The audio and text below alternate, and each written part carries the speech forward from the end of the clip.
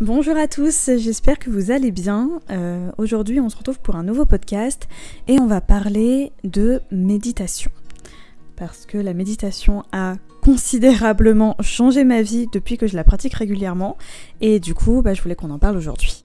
Donc j'ai commencé la méditation il y a quelques années maintenant. Avant, c'était une pratique que je connaissais juste de nom. J'avoue que je comprenais pas comment on pouvait rester des minutes entières à faire complètement le vide dans son esprit. Pour moi, c'était quelque chose d'inconcevable. Moi qui ai toujours 1 million de choses en tête, je me suis dit avec beaucoup de préjugés que c'était pas fait pour moi. Et puis, je suis arrivée à une période de ma vie où j'angoissais énormément. Émotionnellement parlant, c'était très difficile et ça devenait compliqué à gérer dans ma vie de tous les jours. Et à cette époque, je suivais beaucoup Georgia Horakova sur les réseaux, que je suis toujours aujourd'hui.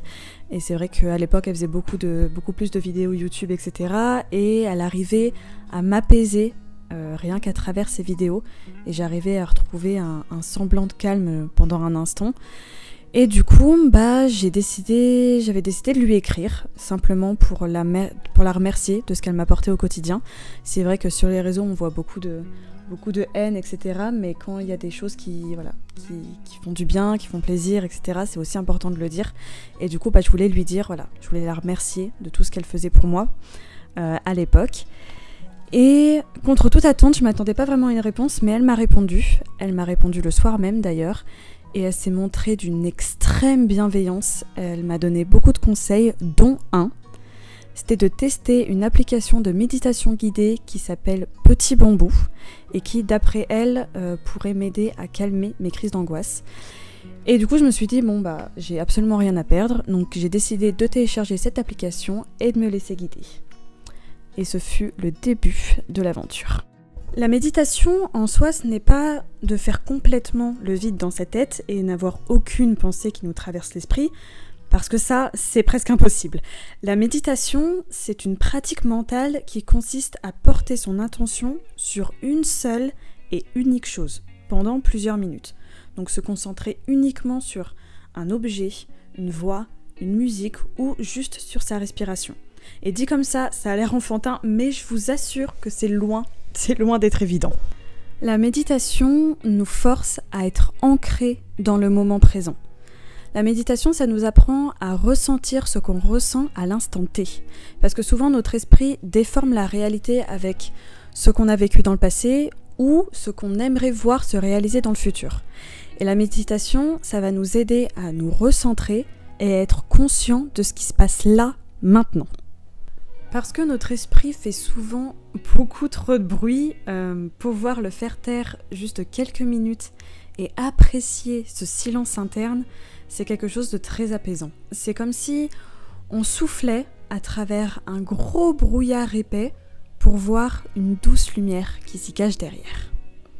Pouvoir se concentrer sur sa respiration, alors moi me concentrer sur ma respiration c'est ce que je préfère, mais vous pouvez vous concentrer sur la musique ou sur la flamme d'une bougie, peu importe. Mais en ce qui me concerne, pouvoir me concentrer sur ma respiration, ça aide à dissiper le surplus de pensées. De cette manière, en fait, nos pensées peuvent aller et venir à leur guise, mais sans jamais s'accrocher. On les laisse flotter au-dessus de nos têtes, un peu comme des nuages qui passent. On les voit, on les observe, on en a conscience, mais on ne s'y attarde pas. Et on les laisse partir comme elles sont venues. Au quotidien, la pratique de la méditation m'a apporté un calme constant et une meilleure concentration.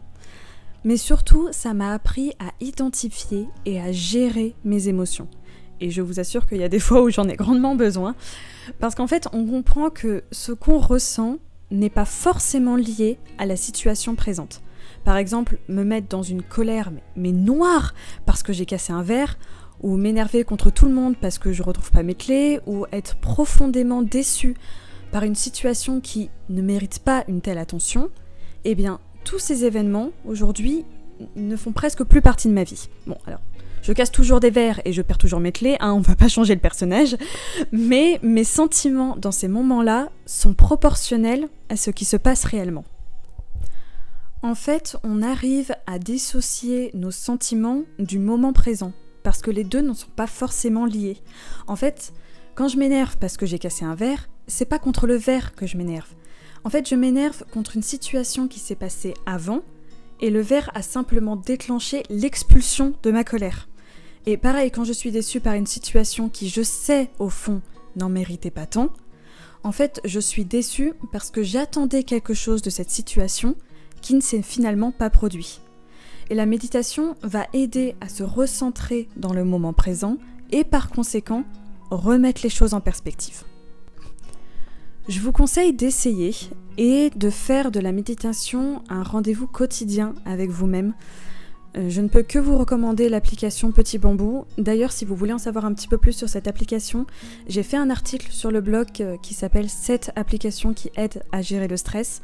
Donc je parle de Petit Bambou et aussi de Insight Timer, l'application que j'utilise quotidiennement pour méditer. Donc voilà, si vous voulez en savoir un petit peu plus, je vous laisserai aller voir cet article-là. Donc voilà, Petit Bambou pour tous ceux qui débutent et qui veulent vraiment apprendre toutes les bases.